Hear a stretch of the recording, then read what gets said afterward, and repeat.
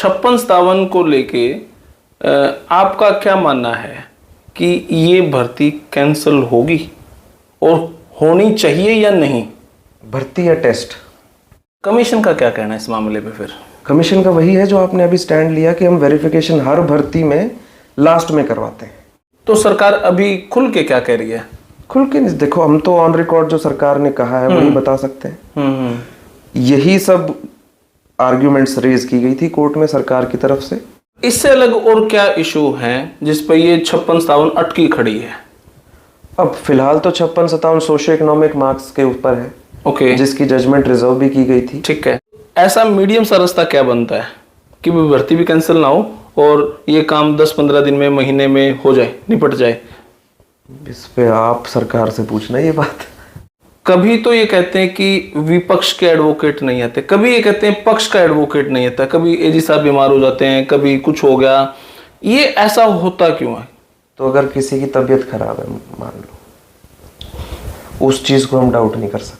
सारे भैया ने भाई मेरी राम राम। मैं जगदीप शर्मा स्टेप अप जे सर यूट्यूब चैनल पर आपका स्वागत करता हूं। भाई हरियाणा में ये इंटरव्यू सबसे ज्यादा वायरल होगा, यूथ के लिए इंटरव्यू है और हरियाणा की नौकरियों पर ये इंटरव्यू है।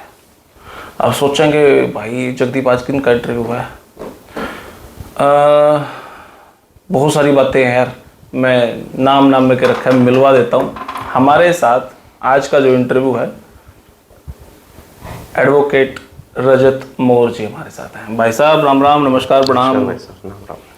कैसे हैं भाई साहब आप? बहुत बढ़िया। तब भाई अब आप समझ ही गए होंगे मामला के छिड़ेगा आज। रजत मौर्य जी मित्र तो हमारे काफी साल से ही हैं, लेकिन इंटरव्यू के लिए आज मुलाकात हुई है। और कई बार क्या होता है, मैं चला जाऊं था तो फिर याद आओ था वो हो भाई साहब का इंटरव्यू करना था, और जब आ जाऊं था तो फिर भाई साहब कई बार कोर्ट में बिजी हुआ करते। भाई साहब सरकार के तो बिल्कुल खिलाफ चल रहे हो आप।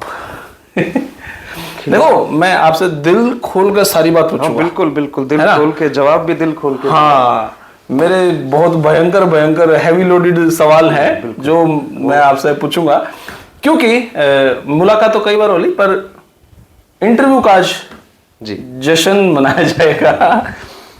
भर्ती रोको गैंग जी, खट्टर साहब कई बार को हैं जी। तो क्या वो भर्ती रोको गैंग हमारे रजत भाई साहब हैं, हमारे रविंदर भाई साहब हैं, कांग्रेस है, कौन है? आपकी नजरों में क्या भर्ती रोको गैंग? देखो ये तो एक नैरेटिव चलाया गया है। हम पहले तो ये मैं क्लियर कर दूं, मेरे पास किसी भी पार्टी का कोई पद ना आज तक रहा ना आज है। मेरे पास कोई क्लाइंट आएगा कि ये मेरा ग्रीवेंस है और मैं इससे अफेक्टेड हूँ, तो क्या ये केस बनता है? मेरी पहली ड्यूटी है उसको सलाह देना, कागज़ देख के कि हाँ केस बनता है या नहीं बनता।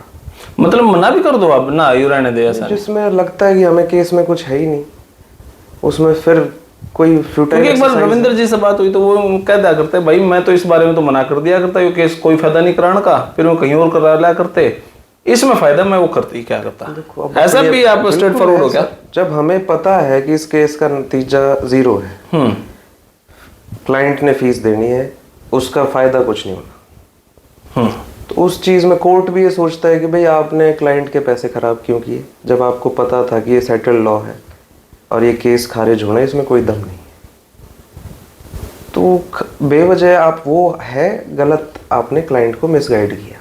ओके चलो ये तो आपने उनको मना कर देते हो या एक्सेप्ट कर लेते हो, लेकिन भर्ती रोको गैंग मैं फिर से आ जाता हूँ, क्या उसमें रजत जी मौर्य इन्वॉल्व है? इस तरह की तो एक टर्मिनोलॉजी यूज की गई है। हम अपना काम एज एन एडवोकेट कर रहे हैं, हम अपना पक्ष रखते हैं, सरकार अपना पक्ष रखती है, उसके बाद दोनों पक्षों को सुनने के बाद कोर्ट अपना फैसला देती है।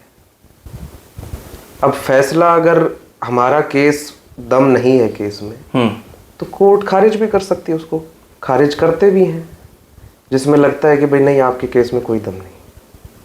ऐसा तो कैसे मुमकिन हो जावे रजत मौर्य जी कोई केस ले में और खारिज हो जावे साइड दे? इतनी सारी किताबें, इतना ज्ञान, वकील का मतलब बड़ा टिपिकल पर्सन है। नहीं, खारिज तो सबके केस होते हैं, फैसला कोर्ट ने करना है। ऐसा मैं मना भी नहीं कर रहा, फैसला कोर्ट ने करना है। हम अपनी तरफ से पूरी ताकत अपनी पैरवी में, कोर्ट के उस सामने पैरवी करते हैं अपनी पूरी ताकत से। सरकार अपनी पैरवी करती है, दोनों का हक है। ठीक बात है, फैसला कोर्ट ने करना है, जैसा आपने देना है। हाँ जी जी, फैसला ना हमारे हाथ में ना सरकार के हाथ में, जो उनको ठीक लगता है दोनों तरफ सुनने के बाद वो फैसला कोर्ट करती है। अब उसमें फैसला हमारे हक में आता है तो ये कह दिया जाता है कि भर्ती रोको गए। हालांकि मैं तो अब तक भी नहीं मानता कि मैं उसका पार्ट हूँ। ओके, आप अपने आप को भी सेफ कोई भी, मैं किसी को भी नहीं मानता। भर्ती रुकवाने की इंटेंशन किसी की नहीं है। इंटेंशन हमेशा यही रही है कि गलत की बजाय सही को नौकरी मिले। एग्जैक्टली ऐसा ही होना चाहिए। कभी भी कोर्ट में ये नहीं कहा जाता कि इस भर्ती को खत्म करो। ये कहा जाता है कि इस भर्ती में ये कमी है, इस कमी की वजह से ये गलत लगा है, उस गलत को आप सही करो ताकि जो डिजर्विंग है उसको नौकरी मिले। आप का एक पक्ष है जी, उधर से HSSC ऑफिस का एक पक्ष है, तीसरा हमारे जज साहब है। जी, जज साहब के पास जाने से पहले क्या आपके पास जब कोई केस आता है तो क्या आप आपस में, आप और HSSC ऑफिस आपस में डिस्कस करता है, या तुमने ये गलती कर दी, तब वो ना माने फिर कोर्ट में चले जाओ? ऐसा होता है म्यूचुअल अंडरस्टैंडिंग? नहीं, वो क्लाइंट को बोलते हैं कि आप एक बार कमीशन में जाओ और अपना जो ग्रीवेंस है वहां पर रखो। क्या पता कमीशन अपनी गलती रियलाइज कर ले और आपका केस सॉर्ट आउट कर दे, आपको कोर्ट जाने की जरूरत ही ना पड़े। एक रिप्रेजेंटेशन तो वैसे भी देते हैं जी, तो विद रिप्रेजेंटेशन आप कंसर्न्ड ऑफिशियल से एक बार पर्सनली मिलो, अपना केस रखो, तो क्या पता वो उनको समझ आए और वो ठीक कर दें उसे।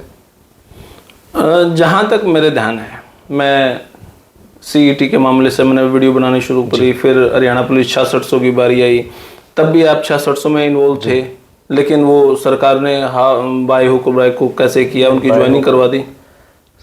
कोर्ट ने फैसला दिया, सभी पक्षों को सुना, कोर्ट ने हमारे खिलाफ फैसला लगा लीजिए, हमारी रेट पिटीशन डिसमिस की। ठीक है, तो उसमें कोई गलत नहीं, हमने अपना पक्ष रखा। इतने दिन तक स्टे भी रहा और भर्ती रुकी रही कि भाई जब तक सारी पिक्चर क्लियर नहीं होगी, सारे डाउट्स क्लियर नहीं होंगे तो हम आगे प्रोसीड नहीं करने देंगे।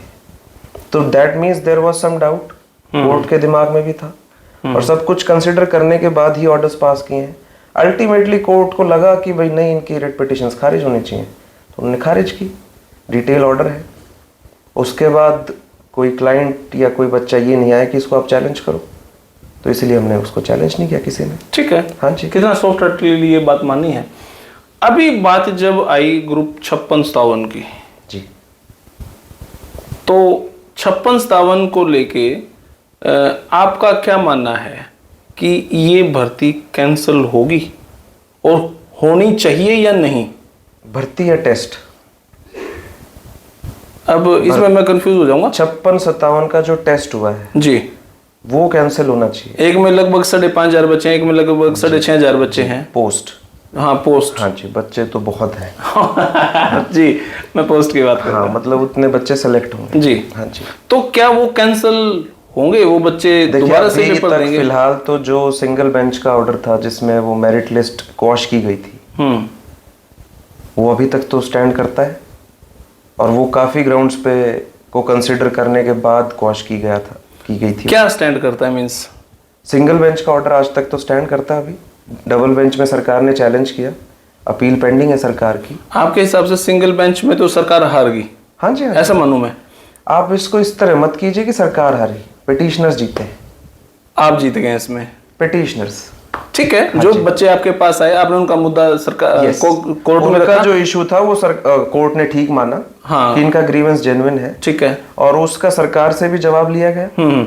सरकार का जवाब सुनने के बाद कोर्ट ने फैसला किया। तो कोर्ट ने ये कहा कि कमीशन इस मामले में गलत है। कोर्ट ने ये कहा कि अभी तक जो प्रोसेस आपने अडॉप्ट किया है, ठीक है, उसको आप दोबारा, वो आपका प्रोसेस गलत है। मेनली 2-3 पॉइंट्स पे था वो। हाँ, हमारा ग्रीवेंस था कि आप नेक्स्ट राउंड के लिए बुलाने से पहले सोशियो इकोनॉमिक के मार्क्स की वेरिफिकेशन कराइए। ठीक है। क्यों कराइए? जी, क्योंकि यहाँ पर आप सभी बच्चों को नहीं बुला रहे नेक्स्ट राउंड के लिए। जिसका सीईटी क्लियर है, हर एक बच्चे को मौका नहीं मिल रहा नेक्स्ट राउंड में।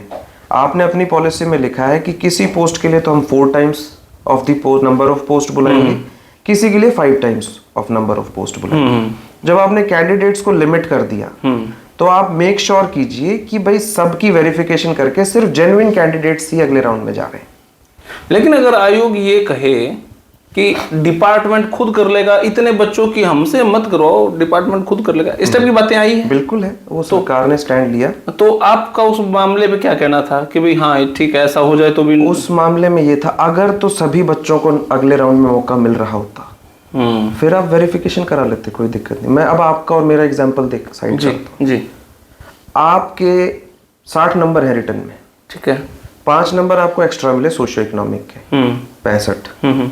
मेरे रिटर्न में 64 नंबर है, मुझे एक्स्ट्रा कोई मार्क्स नहीं मिला, ठीक है। कट ऑफ नेक्स्ट राउंड के लिए गई 65। आप क्वालिफाई कर गए जी, आपने टेस्ट भी दिया, आप नौकरी भी लग गए।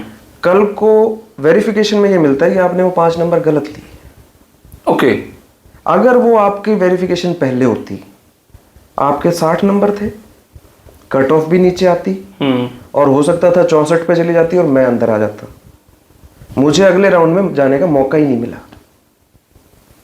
और मीनवाइल वो कहते हैं कि हर साल हम सीईटी करा रहे हैं। मान लीजिए मैं अगले साल तक ओवरेज हो जाता हूं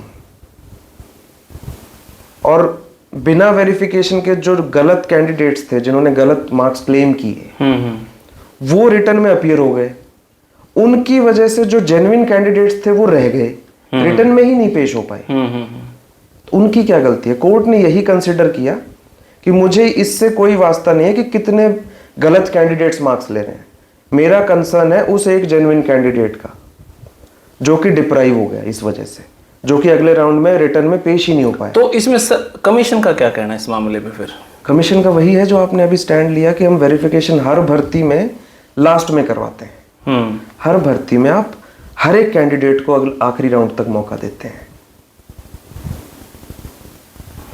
आप लिमिटेड कैंडिडेट्स को नहीं बुलाते। अगर आप सबको मौका दे रहे हैं तो हमारा केस ही नहीं होता, और अगर सबको मौका नहीं दे रहे, वो ये कहते हैं एक तो नंबर ऑफ कैंडिडेट्स बहुत ज़्यादा है। जी, आप सरकार हैं, नंबर ऑफ कैंडिडेट्स ज़्यादा हैं, 2 महीने बाद आप टेस्ट करा लीजिए। टाइम कंज्यूमिंग प्रोसेस आप बता रहे हैं, तो जो अगले राउंड के टेस्ट होने हैं वो 2 महीने बाद हो जाएंगे। आप 2 महीने सबकी प्रॉपर वेरिफिकेशन कीजिए, सबका ग्रीवेंस खत्म, लिटिगेशन खत्म और भर्ती ट्रांसपेरेंट, किसी को कोई दिक्कत ही नहीं। तो फिर सरकार, मैं आखिरी बार पूछ रहा हूँ, क्या कह रही है इस मामले में? आपने तो सीधा से एक पक्ष रख दिया जी, तो सरकार अभी खुल के क्या कह रही है? खुल के नहीं, देखो हम तो ऑन रिकॉर्ड जो सरकार ने कहा है वही बता सकते हैं। यही सब आर्ग्यूमेंट्स रेज की गई थी कोर्ट में सरकार की तरफ से। एक विषय तो हुआ 5 नंबर का जी, 2.5 नंबर का, 5 नंबर का जी। इसमें कहीं ना कहीं मुझे ये भी लगा, मुझे शायद कंफर्म नहीं है, लेकिन सरकार ये भी चाहती है, आयोग ये चाहता है कि ठीक है जी 5 नंबर का इशू है, हम 5 नंबर का जिससे फर्क ना पड़े हम उनको ज्वाइनिंग दे दें। क्या ऐसा पॉसिबल है? उनको तो दे सकते हैं, क्योंकि उसमें 4 टाइम्स या 5 टाइम्स का कोई इशू नहीं है। उसमें इशू सिर्फ सीनियोरिटी का आएगा। भाई आज के दिन आपके 65 हैं जी, मेरे 64 हैं जी, दोनों सिलेक्टेड हैं, ठीक है। कल को आपके 5 नंबर हट गए तो आप मेरे से जूनियर हो जाओगे, आप 60 मार्क्स पे आ जाओगे, इतना ही तो फर्क है। उसमें ये नहीं है कि आप सिलेक्शन जोन से बाहर हो जाओगे, बिकॉज उसमें जितने कैंडिडेट सीईटी क्वालिफाइड थे उन सबको अगले राउंड में टेस्ट में बैठने का मौका मिला है। उसमें मोर देन 4 टाइम्स या 5 टाइम्स का कोई इशू है ही नहीं। ओके, अब इससे अलग और क्या इशू है जिस पर ये 56-57 अटकी खड़ी है? अब फिलहाल तो 56-57 सोशियो इकोनॉमिक मार्क्स के ऊपर है, ओके, जिसकी जजमेंट रिजर्व भी की गई थी, ठीक है। हाँ, और उस जजमेंट को प्रोनाउंसमेंट पे भी लगाया, पर जज साहब ने कहा कि अभी काफ़ी और इश्यूज भी थे जिसके ऊपर बहस नहीं हुई। कौन कौन से इशू थे ऐसे सीईटी से रिलेटेड? उसमें मेन इशू तो 56-57 का है, एक क्वालिफाइड का है कि सबको क्वालिफाई करो आप, या फिर सबकी वेरिफिकेशन करके नेक्स्ट राउंड में बुलाओ सोशियो इकोनॉमिक की। क्वालिफाइड तो सबको कैसे कर सकते हैं जब 4 गुना ग्रीवेंस है, ठीक है, हमने मांगा है, भाई सबको बुला लो आप, हमारा ये ग्राउंड तो खत्म ही हो जाएगा वेरिफिकेशन वाला, ठीक है। तीसरा है जो एक्स सर्विसमैन और डिपेंडेंट ऑफ एक्स सर्विसमैन का है। ठीक है। इनकी खुद की सरकार की पॉलिसी है कि जो बेनिफिट है रिजर्वेशन का एक्स सर्विसमैन का वो फाइनल स्टेज पे हम देंगे। पर अगले राउंड में अब सीईटी क्वालिफाइड के बाद जो नेक्स्ट राउंड में रिटर्न का एग्जाम थे उसमें जब मेरिट बनाई गई उसमें कैटेगराइज कर रखा था ex serviceman, dependent of ex serviceman, freedom fighter और सारी जो सब कैटेगरीज थी। तो बेसिकली तो रिजर्वेशन दे दी, बेनिफिट दे दिया। उस पॉइंट पे है, उनकी खुद की पॉलिसी है, एडवर्टीजमेंट में भी मेंशन्ड है ये क्लॉज। तो सबसे बड़ा मुद्दा ये 2-3 मुद्दे हैं जिसको लेकर के कोर्ट में गए। क्या ये मुद्दे इतने भी हैवी हो सकते हैं कि 56-57 की भर्ती कैंसिल ही हो जाए, दोबारा एग्जाम करो? अब 56-57 का एक और इशू है, क्वेश्चन रिपीट वाला। हाँ, कितने? 41 क्वेश्चन जिसमें 70 या 80% कैंडिडेट्स कॉमन थे। ठीक है। आज 57 का टेस्ट हुआ। वो कितना बड़ा इशू है? बहुत बड़ा है। कमीशन ने अपनी गलती मानी, ऑन पेपर मान ली गलती उन्होंने, लेकिन जब तो लोगों के लिए कौन भुगतेगा जी? जब लोगों के बीच में मैं जाता हूँ जी, तो वहां पे एग्जाम्पल इस टाइप का सेट किया जाता है कि जब एचपीएससी में ऐसा हुआ था 31 क्वेश्चन रिपीट हुए, 31, 32 वो पिछले साल के क्वेश्चन पेपर से रिपीट हुए थे। ठीक है, लेकिन अब इसमें फिर एक और बातें आती हैं कि जिन 2 भर्तियों में क्वेश्चन 41 रिपीट हुए वो दोनों भर्तियां अलग अलग थी, सेम नहीं थी। सेम नहीं थी। तो इसमें इतना बड़ा इशू बनता नहीं है वैसे तो। उसमें 28,000 कैंडिडेट्स कॉमन थे सर, मतलब लगभग 80% कैंडिडेट्स जिसने दोनों ग्रुप्स के एग्जाम दिए।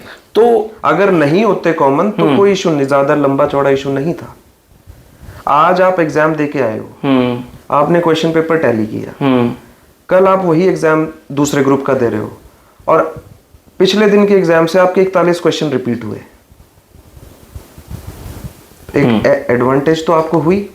ठीक बात है। अब जिस एजेंसी ने वो क्वेश्चन पेपर सेट किया था उसको शो कॉज नोटिस दिया गया कमीशन द्वारा, उसको ब्लैकलिस्ट किया गया, उसके रिप्लाई में ये माना गया कि हाँ हमसे गलती हुई है। और अब कमीशन ये कह रही है कि हमने एक मैकेनिज्म डेवलप किया है फॉर फ्यूचर रिक्रूटमेंट्स जी, ताकि भविष्य में ऐसी कोई गलती ना हो। तो अब जो गलती हुई है उसको सुधारने के लिए क्या स्टेप लिए गए? मतलब तो ये है कि अब जो गलती हुई है उसको रहने दो, चलने दो। जो 80% बच्चों के साथ बिरान माटी हुई होने दो, ना दो। आप ऐसा मीडियम सा रास्ता क्या बनता है कि भर्ती भी कैंसिल ना हो और ये काम 10-15 दिन में, महीने में हो जाए, निपट जाए? ऐसा कोई मीडियम, मतलब मीडिएटर भी आप ढूंढते हैं या जज साहब आपको कहते हैं भी आप दोनों आपस में सेटिंग करो? तो एज एन एडवोकेट तो नहीं, एज अ भाई बता देता हूँ जी। मैं यही अपेक्षा करूंगा आपसे। 5 अगस्त को ग्रुप नंबर 57 का पेपर हुआ जी। 6 अगस्त को ग्रुप नंबर 56 का हुआ जी।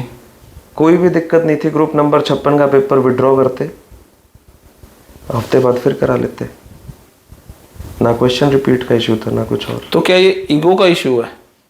इस पे आप सरकार से पूछना ये बात। अब क्या हो सकता है? अभी तो सोशियो इकोनॉमिक का अगर इशू, उसके ऊपर ज्यादा डिपेंड करता है इनके। सोशियो इकोनॉमिक का बड़ा इशू है। हाँ जी, क्योंकि अगर 5 नंबर हटते हैं फिर तो सारी मेरिट रिवाइज होगी, without those 5 marks merit redraw होगी और उसके हिसाब से कैंडिडेट्स को नेक्स्ट राउंड के लिए बुलाया जाएगा।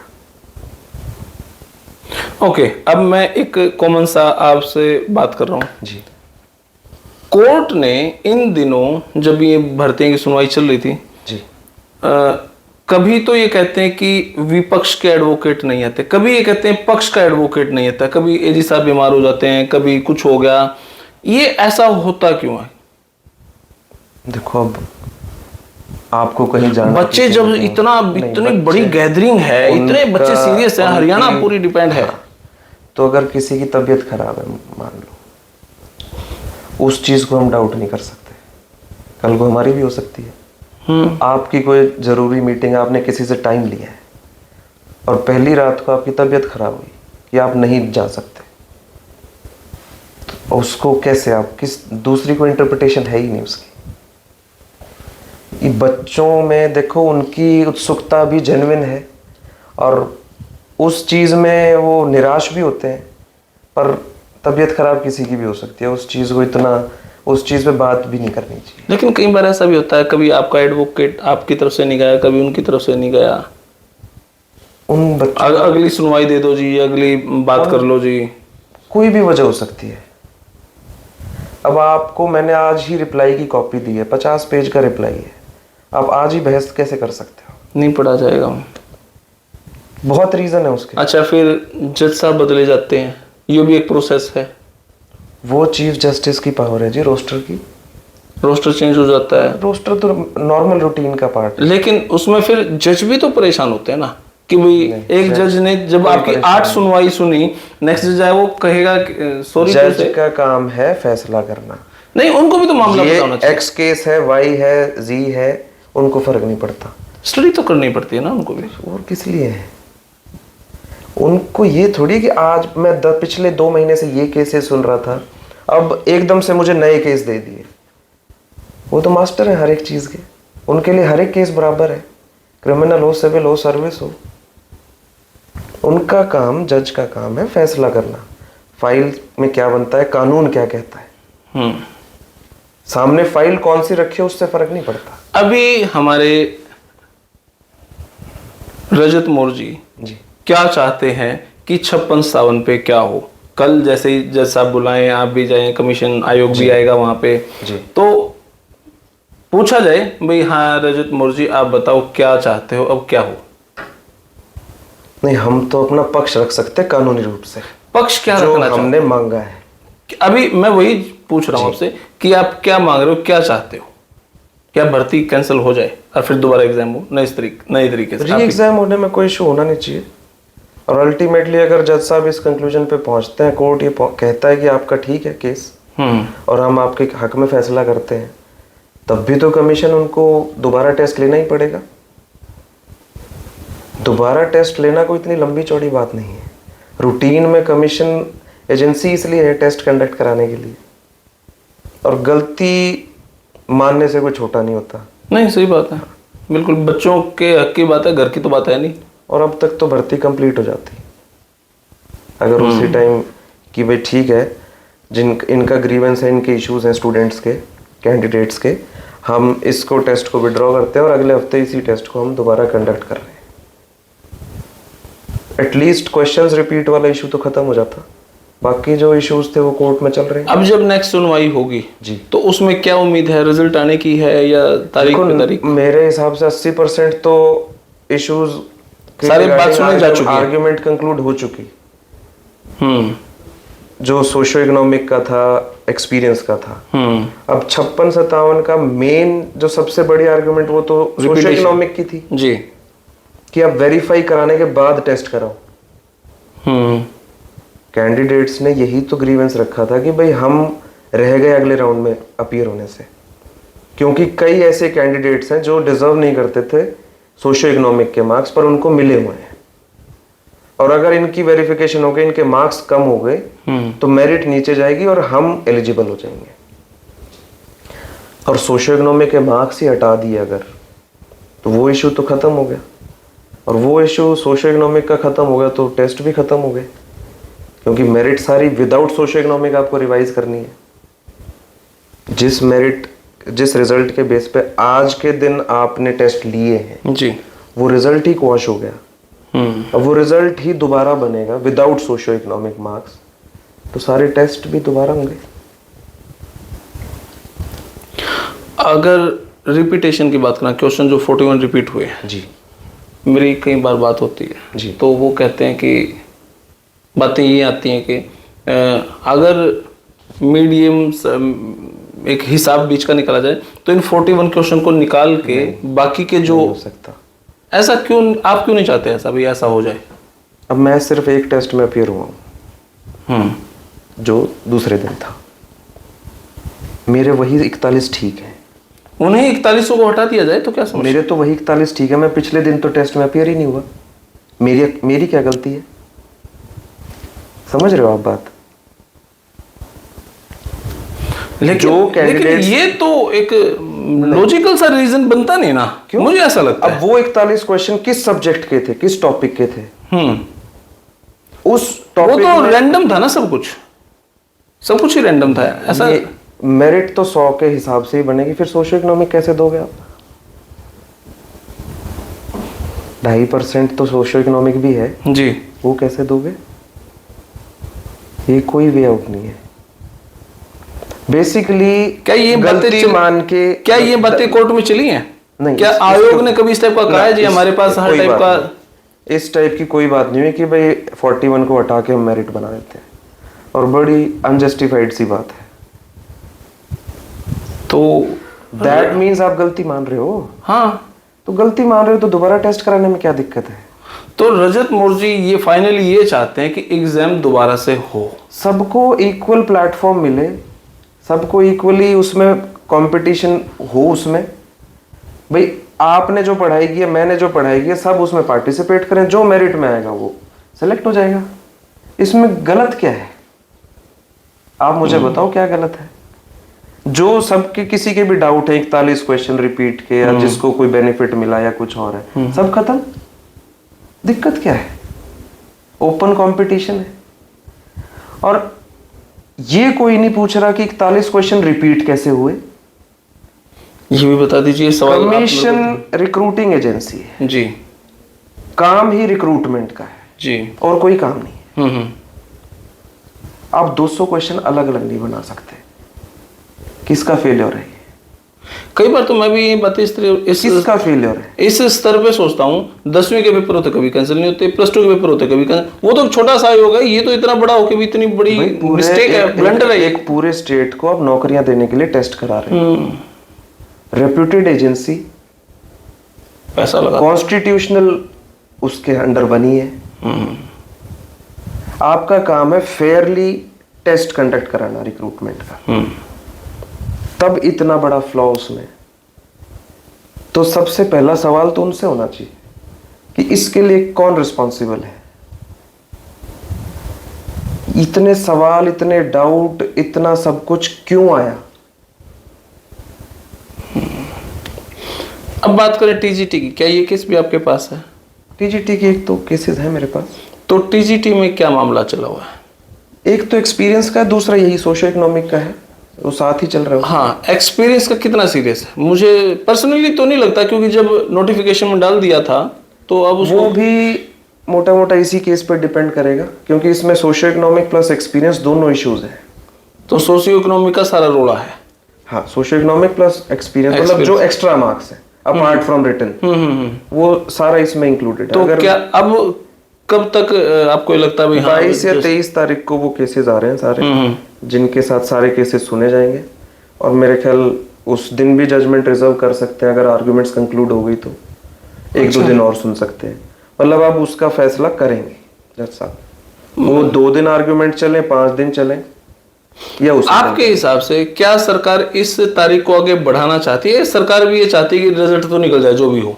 नहीं, तो सरकार क्या चाहती है वो सरकार से पूछो। फिर भी आपको हाव भाव क्या लगता है उनके स्टाइल से, उनके चलने से, उनकी डिबेट से? मैं जज साहब के आगे कागज क्या कहते हैं वो बता सकता हूँ आपको। फिर भी हम हिसाब तो यूँ लगा ले ना कि ना यार यो आदमी चंदा को नहीं भरती हो, हम यूँ चाहते नहीं कि सरकार इसने आगे डिले करना चाहे। उससे किसी का फायदा नहीं है, ना सरकार का ना सरकार को तो नुकसान ही है। हाँ, मैं वही कह रहा हूँ, ना बच्चों का फायदा ना सरकार का। या आपको ऐसा लगता है सरकार तो तब जजमेंट देगी जब एंड टाइम पे इलेक्शन होंगे और उस चीज का भरपूर फायदा उठा? जजमेंट कोर्ट ने देनी है, सरकार तब बहस करेगी। बहस तो मोर और लेस हो रखी है, सिंगल बेंच में हुई थी बहस, जो 56-57 का इशू है। अब सरकार को ये बताना कि ये सिंगल बेंच का फैसला जो है वो गलत कैसे है। अब मामला है डबल बेंच में। हाँ जी, और सोशियो इकोनॉमिक और एक्सपीरियंस के रिगार्डिंग आर्ग्यूमेंट्स कंक्लूड हो चुकी। तो अब तो सिर्फ 56-57 का ये बताना है कि ये गलत कैसे है सिंगल बेंच का फैसला, और आप क्या कहते हैं कैसे गलत है, हम ये बताएंगे ये सही है। वो आ जाएगा। ठीक है भाई साहब, आपका बहुत बहुत शुक्रिया, धन्यवाद। थैंक यू भाई साहब। तो वही है हमारे रजत मौर्य जी, बड़े सारगर्भित शब्दों के साथ ही अपनी प्रस्तुति रखते हैं, और काफ़ी मुलाकात होती रहती है, और इनकी बातों में वजन है। अब जब हम आयोग में मिलते हैं, आयोग की बातें सुनते हैं तो वहाँ का ठीक लगता है, यहाँ पे बैठे हैं तो यहाँ का ठीक लगता है। भाई अपन दोनों पास से ठीक बात लगा है। अब निष्कर्ष निकालेंगे हमारे जज साहब, माय लॉर्ड साहब, और वो क्या कहेंगे। कितने देखो, कोई ना कोई कहीं ना कहीं बायस्ड हो सकता है, लेकिन जज साहब एक ऐसी चीज है वो बायस्ड नहीं होते, इसलिए तो उनको माय लॉर्ड बोला जाता है। तो भाई बाट देखेंगे हमारे जज साहब की, वो किस तरफ से, किस एंगल से क्या सोचेंगे और क्या जजमेंट देंगे। वो जजमेंट आने के बाद वो चाहे सही हो, मतलब चाहे इस पक्ष का हो चाहे उस पक्ष का हो, हम फिर से रजत मौर्य जी के पास आएंगे और उन बारे में डिटेल लेंगे। तो फिलहाल यह वीडियो आपने किसी लगी कमेंट बॉक्स में अपनी राय दे। तब तक के लिए धन्यवाद। जय हिंद, भारत माता की जय। Thank you very much.